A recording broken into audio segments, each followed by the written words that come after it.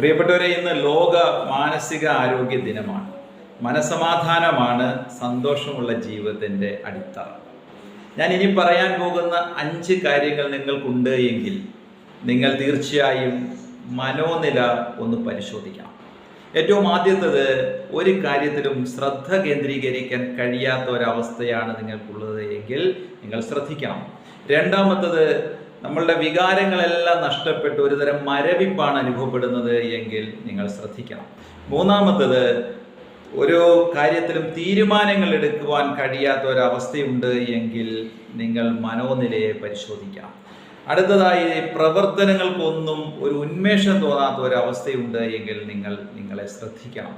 അഞ്ചാമത്തത്, പെട്ടെന്ന് ദേഷ്യം തോന്നുന്ന ഒരവസ്ഥയിലൂടെയാണ് കടന്നു പോകുന്നതെങ്കിലും നിങ്ങളെ ശ്രദ്ധിക്കണം. ഒരിക്കൽ കൂടി, മനസ്സമാധാനത്തിലൂടെ മാത്രമേ സന്തോഷമുള്ള ജീവിതം